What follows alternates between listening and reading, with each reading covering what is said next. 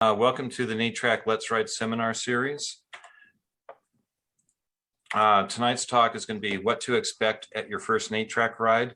It's being presented by Angie Meroshnekoff, President's Cup winner, longtime NATRC rider, president of NATRC, has won High Point Average.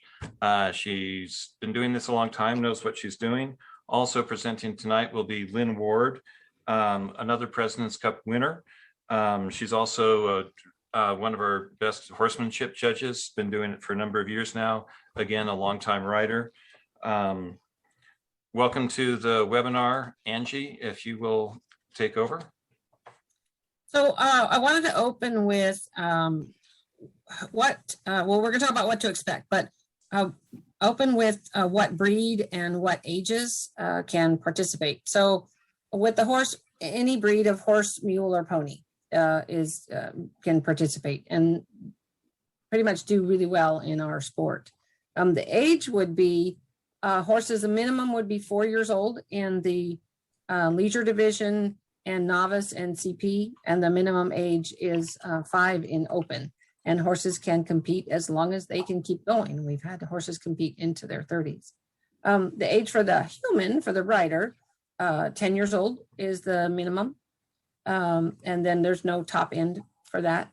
The divisions would be leisure, which is about 10 miles. It's 8 to 12 miles, and the pace is about 3.5 miles an hour. And there's 2 divisions within leisure for experienced riders or not. There's the novice division, and that distance is on a 1-day ride is 15 to 24 miles. On a 2-day ride, it would be 30 to 40 miles. And that pace is about 3.5 to 5 miles an hour. With the competitive pleasure division is essentially the same thing. 1 day would be 15 to 24 miles an hour. I'm sorry, 15 to 24 miles. 2 days would be 30 to 40 miles at 3.5 to 5 miles an hour. And then open is a little faster, a little longer. 1 day is 25 to 30 miles. 2 days is 50 to 60 miles. And the pace is 4 to 6 miles an hour. So now that you know what division that you wanted to enter, you're entered, you've done your paperwork, and you're going to the ride. When you arrive, you want to make sure you kind of park a safe distance from the other trailers, so you leave enough space between you and the other trailer that your horse and their horse are comfortable. Set up your water and feed, and then you're going to the secretaries. You're going to go find the ride secretary and check in with them.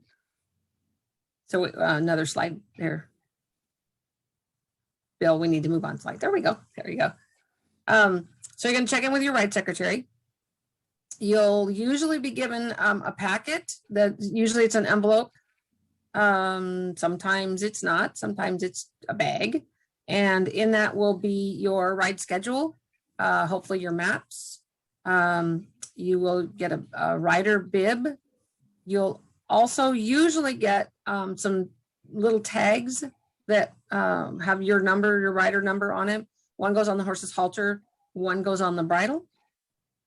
You'll get a small piece of paper generally to attach to your trailer to identify yourself, to identify your horse to the judges.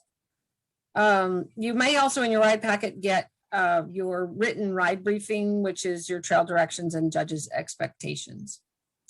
So the packet contains a schedule of the event of the ride, and that'll give you the time that the judges are ready to start. So even if you arrive a little bit late, go ahead and take some time to collect yourself, collect your horse, of course, head over to the judging area. You'll want about a 15 to 20 foot lunge line, and you may need a whip, a small whip as well. You don't have to have a whip, but if you think your horse needs a little encouragement. So when it's your turn to present your horse to the judge, you'll stand well away from the secretaries. I was a ride secretary a couple of times, and I can tell you it's kind of scary to see a big horse's butt in your face. You'll want your horse to stand still quietly while they go over it. The horsemanship judge is looking for cleanliness. it doesn't have to be show ring ready. Your horse has to be clean, especially in the tack area, and any kind of dirty horse sort of makes a bad first impression. The other thing to make sure that there's no parasites like ticks or botfly eggs, that kind of thing. The veterinary judge will be looking for a baseline of metabolics for you and your horse, and they're going to be inspecting the back and the muscles and the legs for soreness or any wounds. You're going to stand at your horse's head, stay on the same side as the veterinary judge. So in this picture, you'll notice that the rider is standing on the horse's left side, and that's because the veterinary judge is on the horse's left side. The person handling the horse on the other side is the horsemanship judge checking for cleanliness. And one of the jokes is we say our horsemanship judges are more expendable than the veterinary judge. So you stay on the same side as the veterinary judge. So if the horse gets a little fractious, they're not going to run that judge over. So when the exam is finished, you're going to be asked to trot out in a straight line some distance. You'll then be doing 2 circles each direction. You may lunge or you may run in a circle.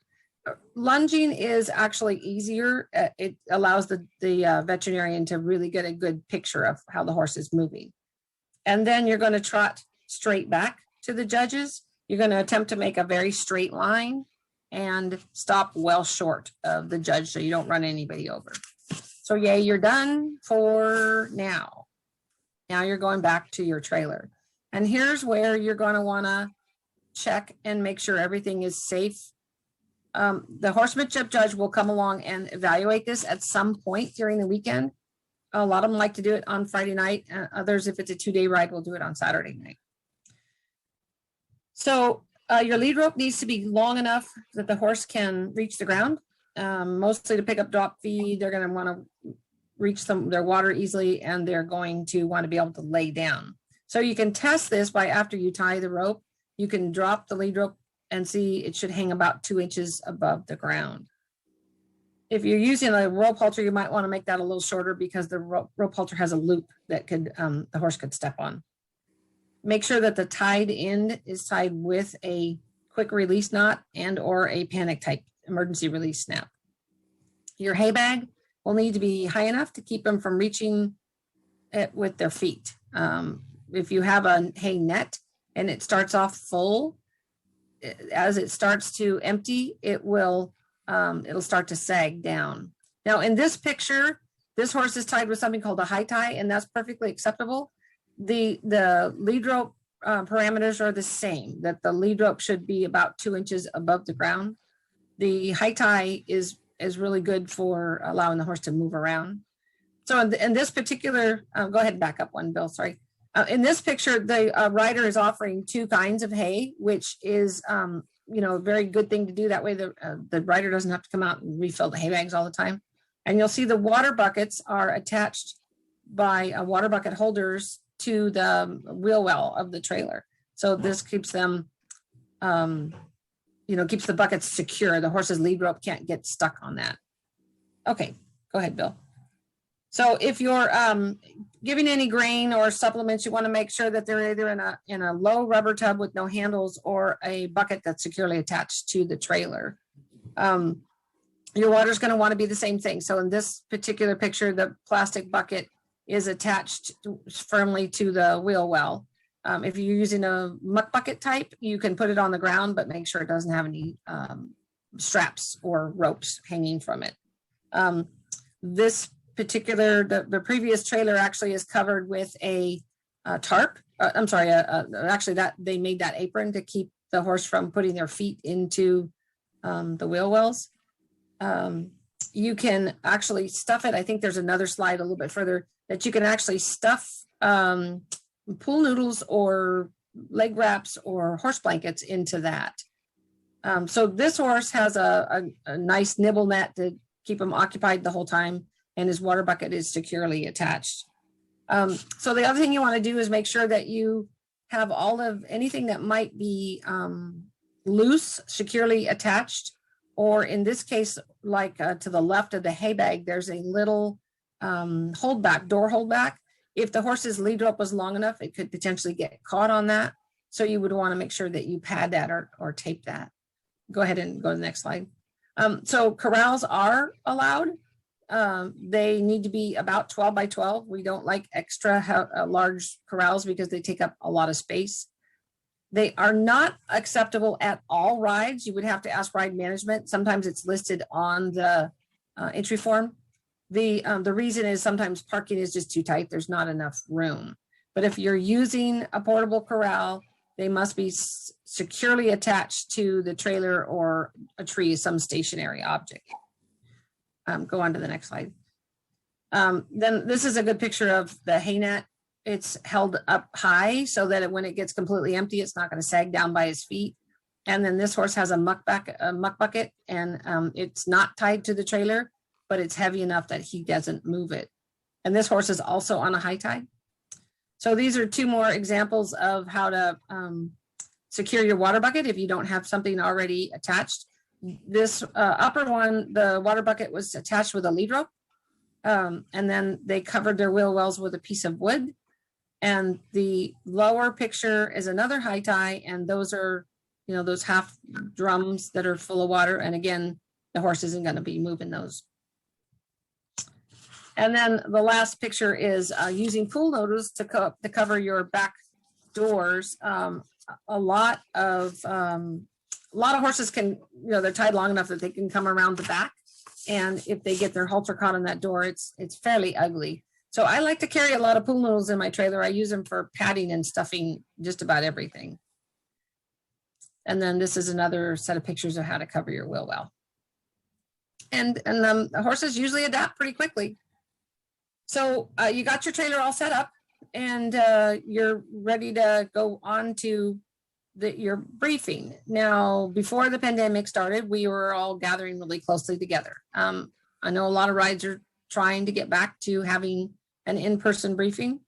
So here at the briefing, you're going to learn basically what time the ride starts in the morning, the color of the ribbons you're going to follow, what the markings will look like, where to be vigilant for trail changes, what your terrain should be, and best of all, what each judge is going to expect to see, and how long after the end of the next day's ride you're going to expect to return to see the judges. So now you get to go to bed and get some sleep. And then Lynn is going to walk you through the next day. Hi, everybody. My name's Lin Ward. And the first thing I want to tell you is why I ride NATRC, or why I like it. I do it because it's just a whole lot of fun.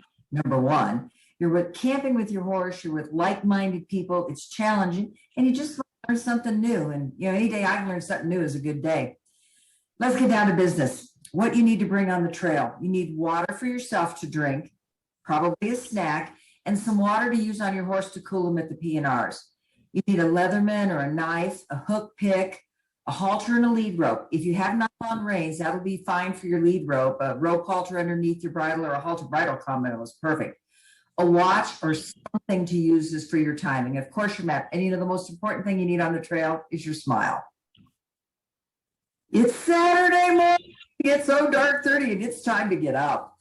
I really personally like to get up 2 hours before we're scheduled to time out. Give yourself plenty of time to feed your horse, get your area cleaned up, get all the manure clean. Different rides have rules about manure, but they'll tell you about that at briefing. Make sure your hay bags are full, your water's full before you leave. At the end of the day, when you're tired, you and your pony will both be glad that job's already done. You might have to make and deliver your lunch. That depends upon the ride. Get tacked up.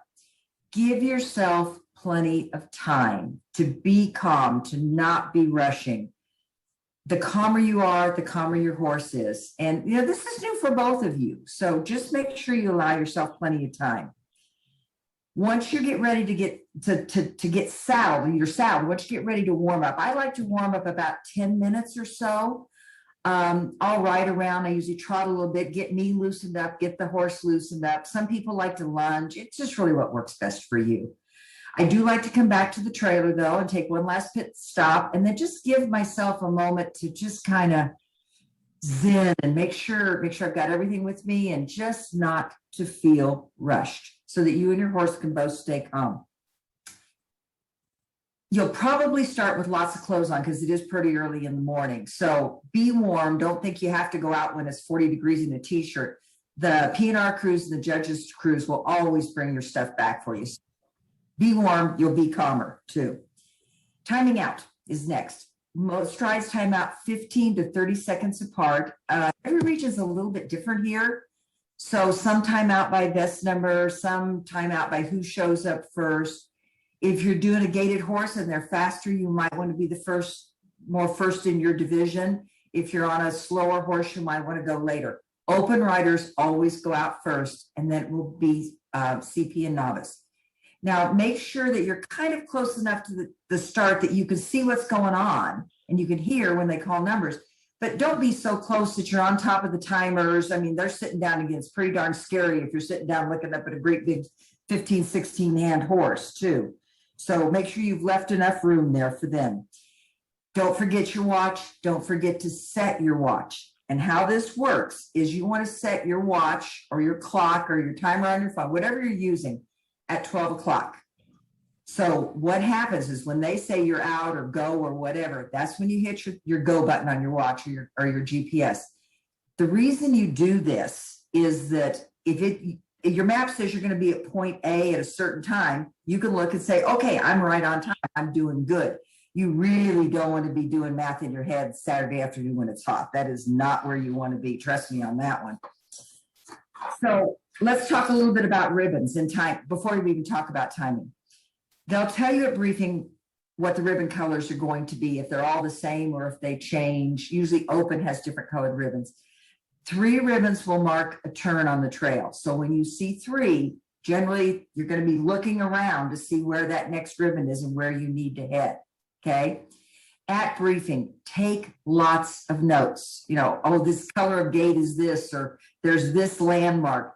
Take lots of notes. At briefing, it may not make a darn bit of sense, but once you're out on the trail, being able to refer to those notes that you've written on your map is just, it'll make plenty of sense once you're out there. And is often invaluable for giving you confidence to know where you are.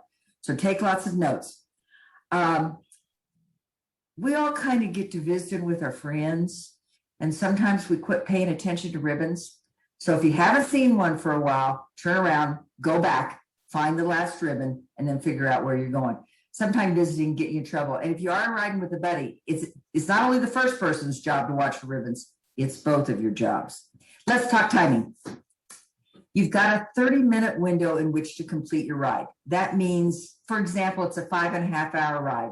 You can't arrive in camp any earlier than 5:15 or any later than 5:45. So you need to, that's your window, and you need to stay within your window.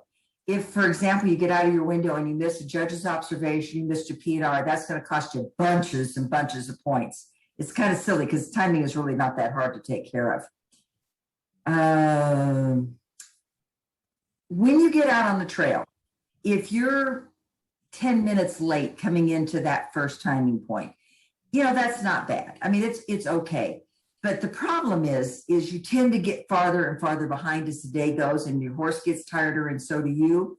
So really, if you're running behind at that first timing point, it's time to pick up the pace. Let's start trotting. Let's get it going. Now, if you're 10 minutes early, on the other hand, that's really great. You and your horse are fresh. It gives you a little bit of a cushion, a buffer time. You know, you've got to fix a piece of tack. You need to put on an easy boot. You need a potty stop, you know, whatever. It gives you that cushion of window, and you can always slow down if you need to.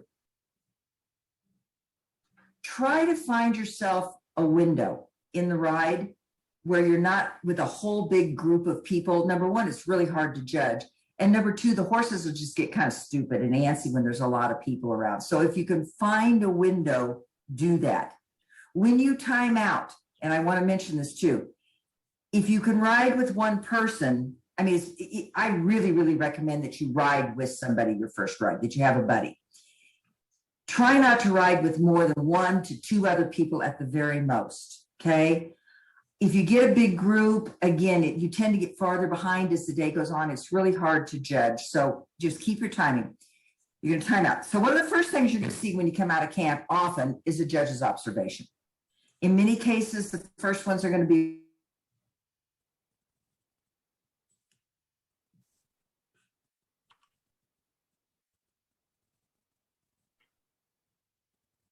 Did we just lose Lynn? downhill, like this picture shows, or a ditch or something. Okay. What? Lynn, can you back up to the beginning of Just Out of Camp? We lost your audio for Oh, a moment there. no, I have a sign that says my internet's unstable. That's, Just a minute, that's all. I love my internet here. So where do I need to back up to, Bill? I'm sorry. Just the first obstacle out of camp. Okay, so right here. First obstacle is usually fairly soon. It's probably the first thing you're going to run into. In most cases, the first one may be a ride through. So it's often a downhill. It's often, maybe an uphill, maybe a ditch. Take a breath and just ride your pony. If they do have you stop or there is a line, this is a good, take a look at your watch. So if it's fine, I'm going to talk to you a little bit about the timing on this, but keep track of what time you got help. Something it took me a few years to learn is if my horse is getting nervous about watching that horse ride away, just turn around and look at the horse behind you. Suddenly they're like, oh, this is my new buddy. I'm okay. I don't have to stand here and jump up and down like an idiot. Okay. So that's something good. If they give you instructions, this is what I do. I always repeat them back. I need to make sure that I understand it. Don't overthink it. What I do is stop, listen to the instructions, settle you, settle your horse, take that big breath, blow it through the ears, settle everybody down. That's usually when I repeat the instructions back, and then go slow. This is not a race, and slow and steady will almost always win the day. So take your time. Do not think you have to rush, okay? Now, the one thing about a judging obstacle is if in your heart of hearts you think what they've asked you is going to be a train wreck, you have got the option to pass. Realize that if you pass, you're going to lose one more point than the worst rider. If you try it and you can't do it, that's one less point you would have lost, okay? So give it a try. Sometimes these darn ponies will surprise us and they'll do things like, I didn't even know you knew how to do that. So generally give it a try. But I am telling you, if you're really sure that this is going to be dangerous for you, your horse, or someone around you, it is absolutely okay to pass. There is no shame in that. That's not a problem. I'm going to interrupt you for a moment, Lynn. We have a few questions. One, it's Karen asked if there's any difference in judging between gated and non-gated horses. No, there really isn't. I mean, all the things that we're asking you to do, both horses should be able to do it just fine. I mean, they're trotting, they're opening a gate, they're, whatever. There's really no difference there. And then this one's, Angie would like to answer this one from Laura. Will the timeframes the same or be the same, or will this be briefed in the morning meeting? So that's briefed the night before the ride. And so again, if you have it in writing, if you're, the COVID time, you're going to probably get that in writing, but each ride is different. It's based on the timing is based on the length of the actual miles and the terrain. So for example, we do a ride in California that's in very steep terrain. So the ride, the mileage, the miles per hour is slower than it would be if you were doing a ride in Kansas where it's fairly flat and the mileage would be faster miles per hour. So yes, you would be briefed that night before exactly what the pace is going to be, and you'll actually have a map that tells you what your ride times are. Well, and Angie too, on an LED ride, they're briefing in the morning. So that's the only one that's briefed in the morning. That's correct. Yeah. So the leisure rides will actually be briefed in the morning. Yes. Okay, good. And this is off topic a little bit, but it came up and I don't know where it would be inserted elsewhere. Laura also asked, she had mentioned that she had signed up for a membership last year, but the ride was canceled due to COVID and wasn't able to participate in any more rides last year. For those of you who fall under this circumstance, the national board has talked about it, and we are going to be extending the free memberships through this year for those who signed up last year, for those who were not able to participate in any rides.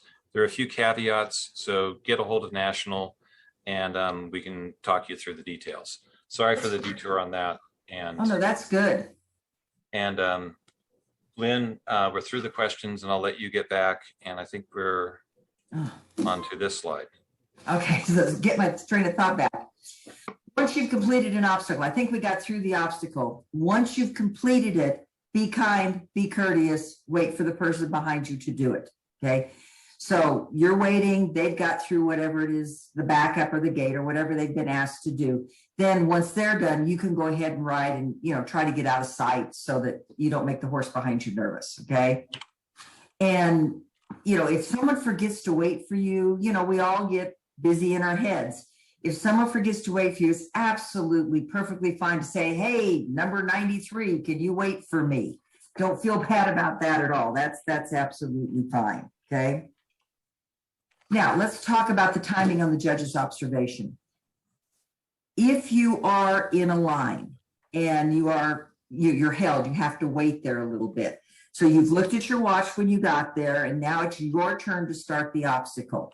So as soon as you get up to start doing your observation, you want to tell the judge or the secretary, hey, I was held 2 minutes or 5 minutes or whatever it was. But you must, and I'm putting that in giant capital letters, you must tell them then. You can't wait and tell somebody at the end of the day, oh, I was late because I was held at this obstacle. To try to remember to tell them right then and then what happens. Now, that time, that 2 or 3 minutes or 5 minutes or whatever it is added to your maximum time. You can use it if you need it, but you don't have to because it does not affect your minimum time. So hopefully that makes sense. So it gives you that little extra cushion of time if you need it at the end of the day. Okay. So you kind of need to remember, oh yeah, I had 3 minutes of hold here and I had 4 minutes of hold there. And yeah, I'm running behind, but I got that extra 7 minutes of cushion. So that's good. Now, sometimes you're going to see vet and horsemanship judges at the same observation. The vet's there to check your hydration, your metabolics. They may have a trot by to make sure your horse is sound. And then the horsemanship judge may be there to either watch your body position while you're trotting, or they may ask you to do something. But don't freak out if we're both there. It's okay. Okay. But big giant but in capital letters. Enjoy the view. Enjoy the time with your horses. So many of our rides are held on private land that you could absolutely never see if you weren't at this competition. It's one of the wonderful things about NATRC. We get to see so many beautiful places that we couldn't enjoy if we weren't there. So look at the views, meet new people, enjoy it, but watch your time. Okay. Now the next thing is probably going to happen is a PNR, a pulse and respiration check. You'll have 2 to 3 of these during the day. And what they are, they're designed to make sure that your horse is doing okay, that they're recovering, and that they're safe on the trail. So you're going to see a forward motion sign or a trot to PNR sign as a general rule. If you need to wait and let your horse have a little bit of a rest before you go in, that's fine. But once you start, you got to do whatever the sign tells you to do till you arrive at the PNR. Walk in calmly up to the last horse in line, and there will be someone there that gives you a card. It's got your time in. That is real time, not ride time. Don't worry about it. You have 10 minutes, though, from this point before they take your PNR. There'll probably be somebody to tell you where to line up, but if not, go about 6 feet apart. If your horse is being particularly cranky or fractious or nervous or wiggly, you might want a little bit more space. And if you might even need to back them out of line a little bit. Just don't get yourself or anybody in trouble. Get off your horse. Loosen your cinch. Don't loosen it so much, though, that if they do the big chiropractic adjustment shake, your saddle ends up under their belly or something. There are a lot of different ways to calm and cool your horse. Apply water to the neck and the large veins. Wipe it off. A sponge or a rag, a bandana works great for this. And keep reapplying till that skin is cool to the touch. Putting a bandana over your horse's ears or across their poll, like this picture shows, can really help cool some horses. That you might want to practice prior to the ride, just so they're like, what are you putting this on my ears for? If you've got a dark horse or it's extremely hot and humid, removing the saddle is not a bad idea at all. That really can help, especially if they're panting. If they're really nervous and they're chomping and clanking on their bit, if you can remove that bit, that often will really help to calm them down. Let me think, what else? I like to hum to my horse, just hum, find that perfect spot on the neck that you can rub. Sometimes too, and I do this too, but if you'll kneel down beside your horse's head, not in front, beside your horse's head, they'll lower their head to you, and a lower head generally means a lower PNR.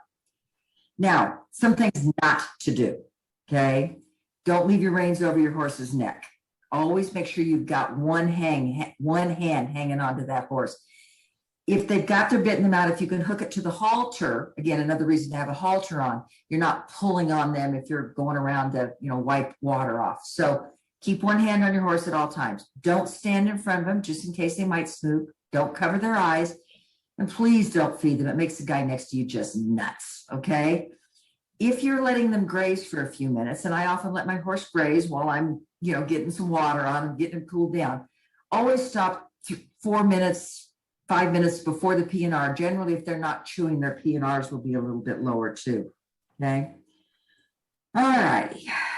They're going to come up. They're going to take your P&R. Stand by your horse's head to make sure that we don't hurt our P&R workers, our volunteers, and we need to take care of them. So stand by your horse's head. They're going to take 15 seconds in which to check your pulse and your respiration.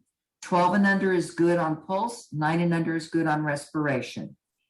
If you're higher, then you're going to lose points. Now, at briefing the night before, the judge is going to set what they call the hold times. What that is the max amount of pulse and respiration that your horse can have at that P&R. If you're over the max, then they're going to wait an extra 10 minutes and they're going to recheck you. If your horse passes, you're good to go. If you still don't pass, it's another 10 minutes. If you fail the third time, then you will be pulled, and that is absolutely for the safety of the horse. That means your horse is just struggling, and it's time to call it a day, okay? Now, once your P&R is done, if you have had holds, that 10 or 20 minutes, whatever it is, must be added to both your minimum and your maximum time, okay? So you're now going to be in 10 or 20 minutes later. If your horse is in trouble, the last thing we need to do is rush to keep up, okay? Once you're done with your P&R, quietly get ready to ride. Tighten your cinch, get your water bottles back, put your bit in, whatever you need to do. Check with the guy that's behind you. If they're getting ready to take a P&R, you don't want to be walking away. So my rule of thumb is 3 minutes or less. I'm going to stand there and wait for them to finish their P&R. That's kind and courteous. Once they're done and you're ready to go, walk away, from the other horses, mount, and go ahead and leave and get out of sight of the P&R. Okay. Often there'll be water there, and then you can water your horse or whatever you need to do at that point. Okay. The last thing, water. Give them every opportunity to get a drink, okay, from whatever you can find. And teaching your horse before a ride to drink from streams and puddles and buckets, and try giving them chlorinated city water and not city water. The more you can get them to drink, the safer it's going to be for them. And it just helps to keep things. Let them graze. I mean, I know some people are always taught, never let them graze with a bit. They're out there for a while. They need that grazing to get the gut sound. So build into your timing some time now and again to just, take a little break yourself and let your horse get a munchie or two. And one question, backing up to the P&R a little bit. Sure. At the end of the P&R, Robin had a question. Are there mounting blocks to remount at the P&R? Yes.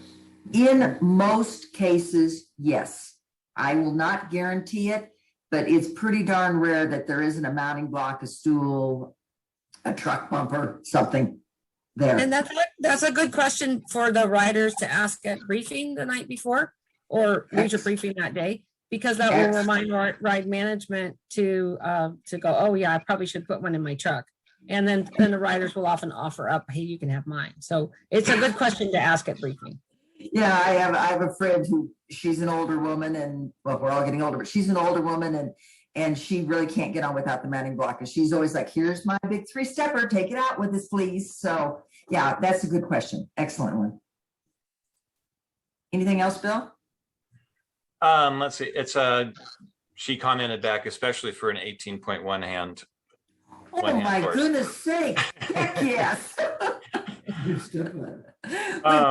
And step ladder for 18 hands.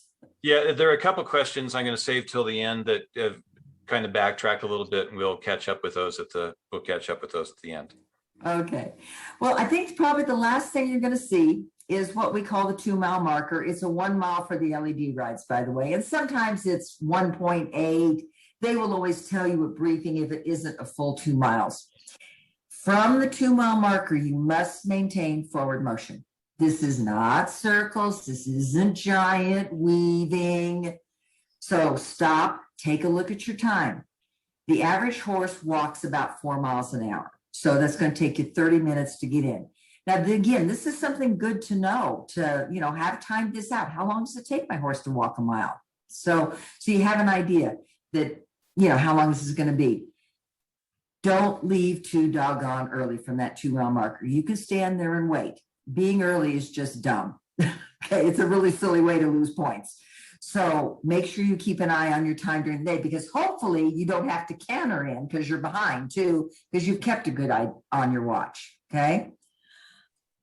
I think we're just about back to camp, but I do want to say one last thing to you guys.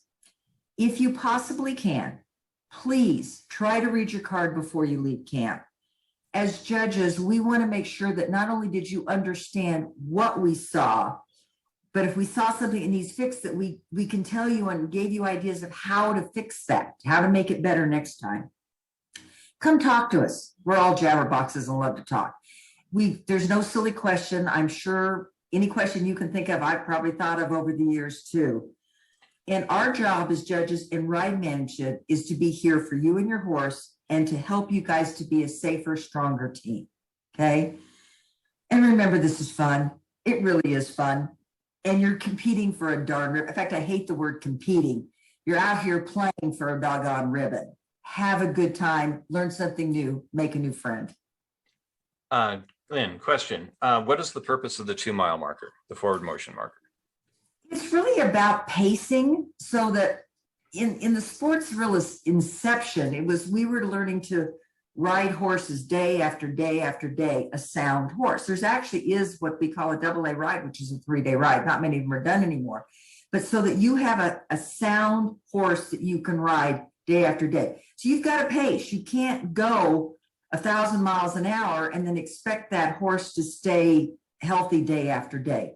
So the 2 mile marker is kind of our way of saying you've watched your pacing and you're doing really good at coming in on that time. You've kept your timing good. You've taken care of that baby of yours out there on the trail.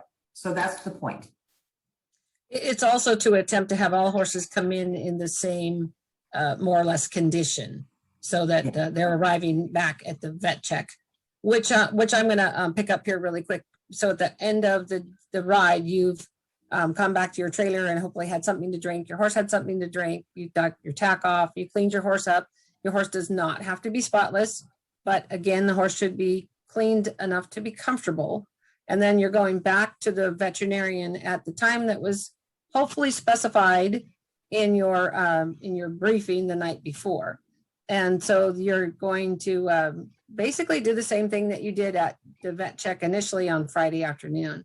And then the vet's looking for a change in the horse's metabolics, any wounds, any injuries, any lameness. And so then you're done. You've done your circling and your check back, and you get to take your number off and go back to your trailer and have that big drink that you wanted and relax until award time. So and this brings up a question that was asked a little bit earlier, again, about the gated horses. For check-in or check-out, is the vet looking for anything different in the gated versus non-gated horses? Well, that would be a question to ask a veterinarian normally, but no, veterinarians do have to understand how to evaluate the gated horses because they do move differently, but they're looking for the exact same thing. They're looking for an uneven footfall pattern. They're looking for, reluctance to move. So essentially, no, they're not looking for anything different other than they have to be a little bit more careful to be able to catch those footballs. And Ruth made a comment, not a question. When you get back to camp, make sure that you time in with the timer until the timer sees that you've timed in. You're not considered back in camp. Yes. Yeah. Often the timer will hand you a number so that you get the order that you came back into camp or what time you came back into camp, but not always. Yeah. A new question has just come in. This is going back to the PNRs. Kelly has asked, I have a well-conditioned full draft and wondering, have you experienced any difference in PNR to a regular weight horse? Actually, no. I used to have a friend that rode an Arab draft cross. Sometimes the really humid rides can be a challenge for you, to be honest. But no, they should do as well. You know, I mean, they're making fewer footfalls out there because they're covering more ground with those big long legs. So, you know, that kind of makes up sometimes for what the little horse has to do.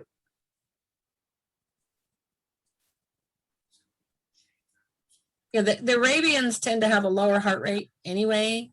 So it's very hard to compare a draft horse to an Arabian, because an Arabian will have a 6 or an 8 pulse, and my Mustang will have a 12. So your draft horse is probably going to be right around the same that the Mustang's going to be. Yeah, sometimes too, especially if it's an early spring ride, if they're pretty furry, you might want to think about giving them a shave, you know, and getting rid of some of that hair too. And I think when you do get the bigger, thicker muscled horses, you just have to, you can do it. You just got to work hard in that conditioning.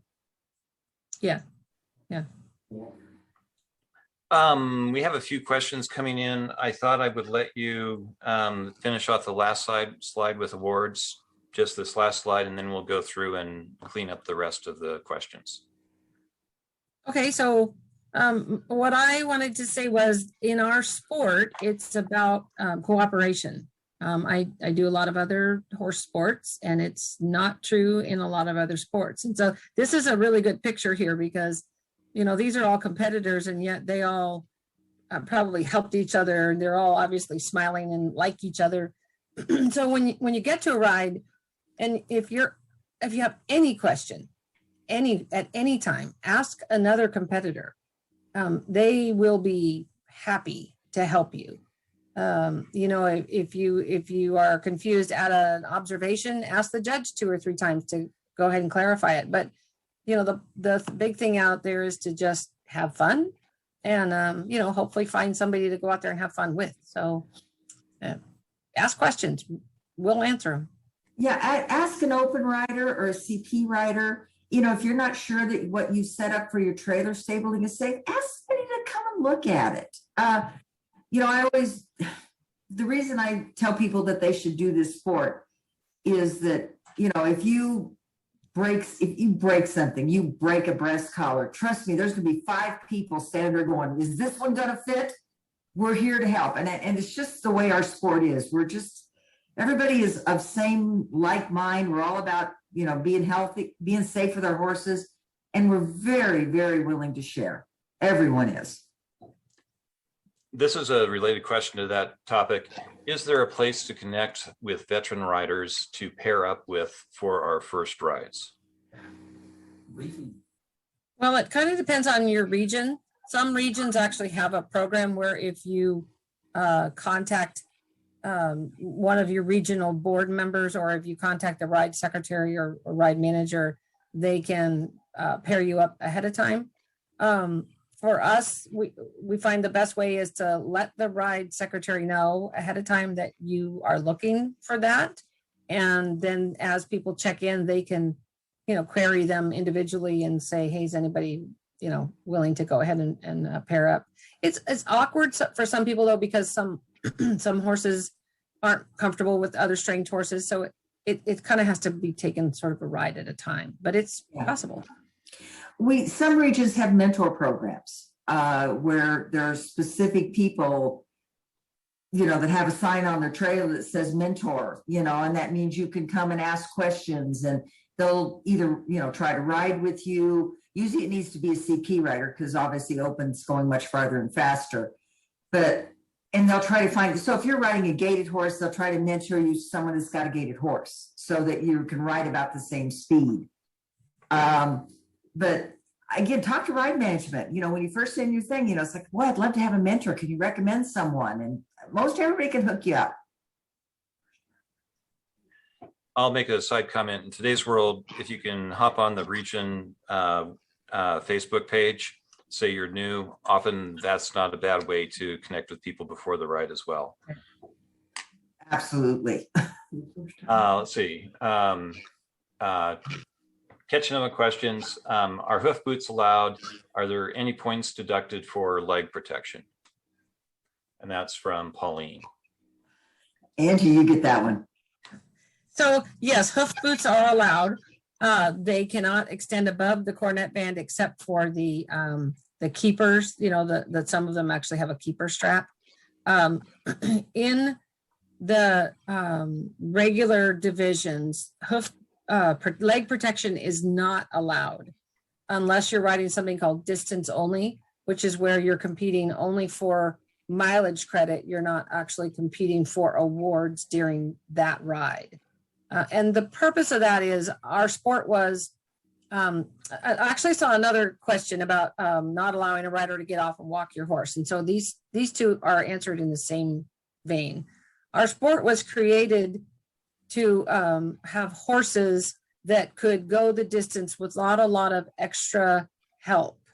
And the leg protection would give some horses an unfair advantage or help, and it would not allow the judges to fairly evaluate if that horse is safe, as it's walking straight and not interfering. So the difference between a horse that interfered and a horse that didn't interfere could not be judged, horses that were wearing leg protection.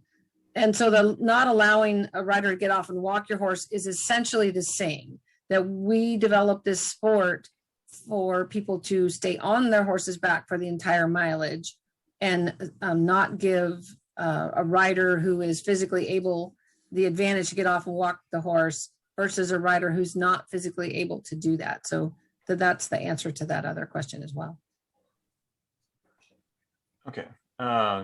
Additional questions. This is from Penny. My horse tends to pant. Is there any way to help her learn to take deeper breaths?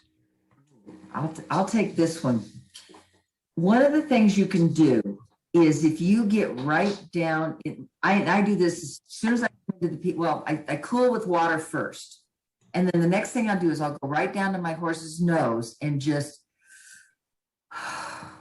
deep, slow breaths where you're kind of blowing into their nose.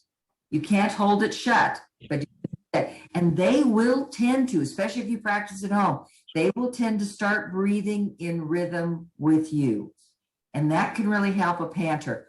Also, if it's a really dark, if you've got a black horse or a really dark bay or something, often getting that saddle off and really letting that air off that body, that heat come off that body can really help a panter too. It's also training and conditioning. There's some conditioning training things that you can do. The more conditioned your horse is, the less likely they are to pant. But then some horses in high humidity will pant. And then, as Lynn said, you'll have to really cool that horse off a lot. Go from here to. Yeah, and you know, just riding in different places. When I go from Arizona and then go right back in the East Coast, and that humidity can really be an issue. So you just have to, you know, practice some wind sprints with them and things like that to get it's conditioning more than anything else.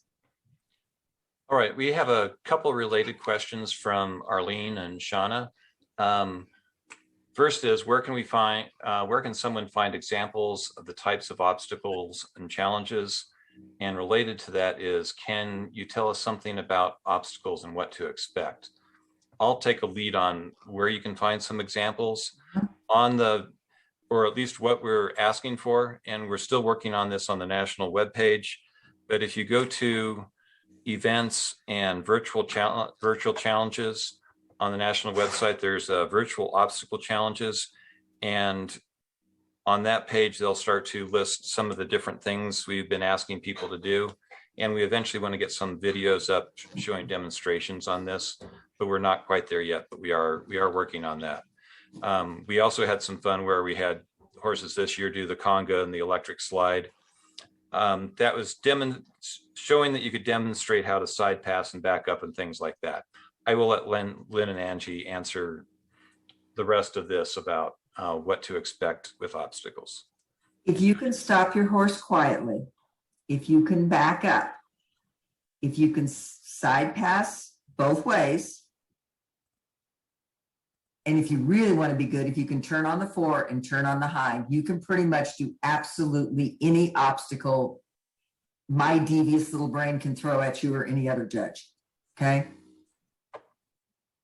Yeah, most of the time it's those, those things, but you'll be asked to do them, you know, between some boulders or around a tree, or to dismount or remount using the terrain, a log, a boulder.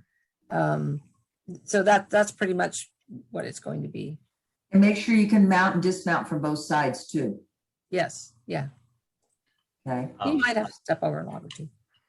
Yeah, well, step over a log, stop, side past the log, step over a log and just walking over a log. Do you have a cue that says, you know, step over this log? I'm helping you over that. And just remember, more than anything, stop, settle, slow, SSS. Those are the things that'll get you through the most any obstacle that us devious judges can throw at you. A little bit, one question from Stephanie, are wheel covers mandatory? I'll quickly answer that, no. We'll all say that they're a good idea. I've had my horse kick valve stems and get flat tires because of it. There's some safety issues. I'll let Lynn and Angie extend on that if they like. That's Well, you know, the loop down that the wheel wells have, you know, with the metal that loops down between the two wheels. I have often seen a horse's lead rope hung up in that. And then they pull back and guess what? Your fiberglass fender comes away, or your metal fender bends all the way up, or your horse gets cut. So no, they're not mandatory, but you want to make sure that your horse is protected all the way around. So look for anything that's sharp. You know, those little rubber things that all our trailers come with that always fall off. And now you're left with the sharp metal edge. That's where Angie's pool noodles are brilliant. You know, if you've got a ladder on the trailer, make sure they can't I mean, seriously, these horses lay awake at night and think about ways to hurt themselves. So try to go out and look at your trailer with a really strong eye and say, what silly thing can they think of to do to get themselves in trouble here? So, you know, just look at it and then try to figure out how to prevent it from happening. Next question from Julie. Do hoof boots need to be taken off during vet checks at the beginning and end of the ride? no, if you're riding with hoof boots, you can leave your hoof boots on for your vet checks. I'll make the additional comment. After you finish checking out at the end of the weekend, the vet can ask you to take the hoof boots off, and they'll, in order to look for rub marks and that kind of thing. Yeah, that is true. Yeah.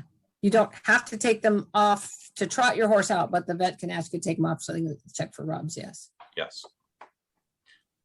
This is from Joyce. So if I have a bad knee and need to get off and stretch frequently, I cannot walk my horse for a minute or two. Can I walk in circles or in place? Sure. Yeah, of course. Of course. I mean, sometimes that's a perfect opportunity to get off and let your horse graze and just walk around a little bit. You just can't go down the trail 30 yards and get back on, you know, so absolutely. I've had a knee replacement. You need to stretch that. You need to stretch it. This is from Christian. I know you are not supposed to walk a distance of your horse as just discussed, but if you came to something on the trail that was not a judged obstacle, but you felt that it would be safer to just lead your horse the very short distance over or through that part, is that prohibited? I will answer that as a ride manager. Yeah. I am often very aware of the hazardous places on the trail, and I will often specifically tell riders that they are welcome to walk through a particular portion of trail. Safety is also paramount. I'll let Angie and Lynn talk now.